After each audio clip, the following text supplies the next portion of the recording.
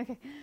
Hello everybody, it's Sarah Cray with Let's Make Art, and this coming week we are painting a monochromatic mountainscape, so tune in on Tuesday night, 7:15 Central Standard Time, but for now, here's a preview. So the goal of this mountainscape is to go from light to dark, and what we want to start is with really even washes. So the farthest one away from us is going to be our lightest wash. So I mix the color with a lot of water so that it's barely there, and then I draw my mountainscape and I fill it in, and I want to make sure that it's even. And then before I add my second mountain silhouette, I want to make sure that it's dry behind it so it doesn't bleed.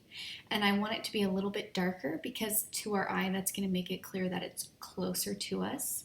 So I'm doing another even wash of a medium value right there, and I'm trying to go back and forth, make sure it is getting a little bit lighter towards the bottom. That's okay.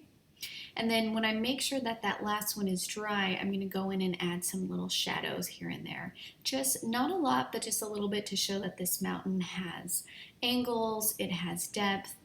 It's a three-dimensional object. So you're just going to do a little bit on the sides.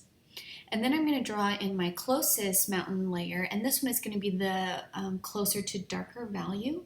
And then as it goes down, I'm going to add water to it to lighten it up. So the one closest to us, that bottom one, is going to go from light to dark in itself. And we want to make sure it goes all the way to the bottom, and then we're going to let that dry.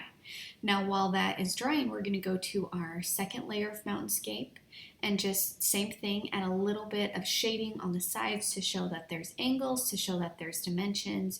You can kind of play back and forth. Now we don't want for it to be too dark, because if these kind of details that we're adding here are too dark, then that is going to mess up the perspective that we're trying to communicate, which is that these mountains are farther and then the ones are closer as they get to us.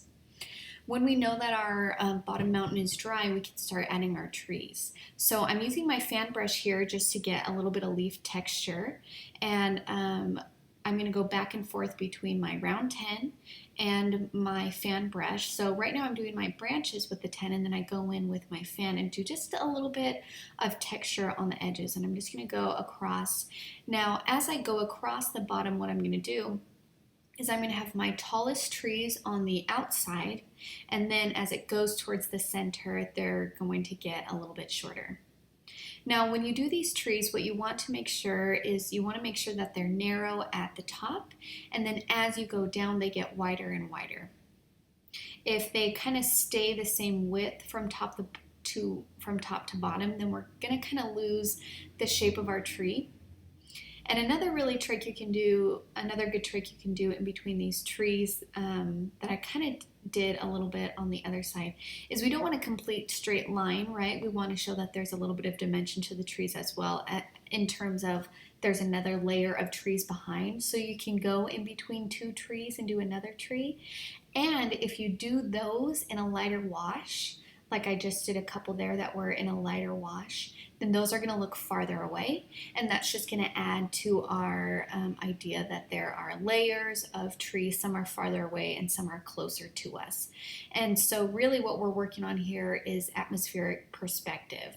So just by changing the washes, going from light to medium to dark, then that's going to be clear that some are farther away and some are closer together. And that's it. We're rolling.